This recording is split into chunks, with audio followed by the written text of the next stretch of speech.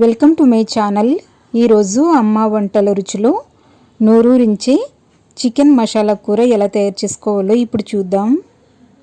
Stove మీద కొంచెం వెడల్పుగా ఉండే కడాయిని పెట్టుకొని అరకప్పు నూనె వేసుకొని వేడైన తరువాత సన్నగా తరిగి పెట్టుకున్న ఉల్లిపాయ ముక్కలు 2 కప్పులు వేసుకొని మీడియం ఫ్లేమ్లో కలుపుతూ వేయించుకోండి. ఇవి కొంచెం కలర్ చేంజ్ అయ్యేంత వరకు వేయించుకున్న తర్వాత 1/2 టీ స్పూన్ పసుపు, 3 టేబుల్ స్పూన్ల అల్లం వెల్లుల్లి పేస్ట్ వేసుకొని పచ్చివాసన పోయేంత వరకు కలుపుతూ వేయించుకోండి. తరువాత ఇందులో తరిగి పెట్టుకున్న టమాటా ముక్కలు 1 కప్పు, 1 రెమ్మ కరివేపాకు, చీల్చి పెట్టుకున్నటువంటి పచ్చిమిర్చి 3 వేసుకొని టమాటా ముక్కలు మగ్గేంత వరకు కలుపుతూ 2 నిమిషాల పాటు వేయించుకున్న తర్వాత క్లీన్ చేసి పెట్టుకున్నటువంటి చికెన్ 2 కేజీలు తీసుకుంటున్నాను.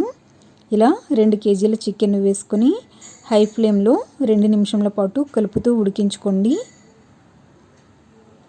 ఇప్పుడు మూత పెట్టుకొని మీడియం ఫ్లేమ్లో 5 నిమిషాల పాటు మగ్గించుకోవాలి.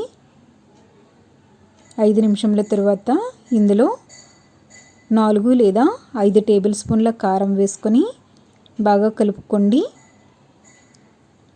ఇప్పుడు ఇందులో 1 గ్లాస్ వాటర్ వేస్తున్నాను. వేసుకొని తగినంత ఉప్పును కూడా వేసుకొని ఉడికించుకోవాలి. ఇక్కడ ముక్క మునిగేంత వరకు వాటర్ వేసుకోవాలి. ఇలా బాయిల్ వచ్చిన తర్వాత మూత పెట్టుకొని మీడియం ఫ్లేమ్లో అరగంట పాటు ఉడికించుకోవాలి.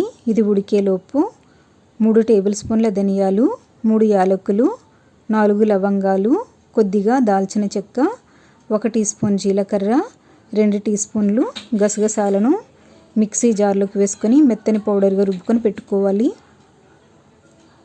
తరువాత ఉడుకుతున్నటువంటి చికెన్ను మధ్య మధ్యలో కలుపుకుంటూ అరగంట పాటు ఉడికించుకోండి. మీరు లేతగా ఉండే చికెన్ తీసుకున్నట్లయితే కొంచెం త్వరగా ఉడుకుతుంది, లేదంటే అరగంట పాటు ఉడికించుకోవాలి. నూనె పైకి వచ్చి ముక్క మెత్తగా ఉడికేంత వరకు ఉడికించుకోండి.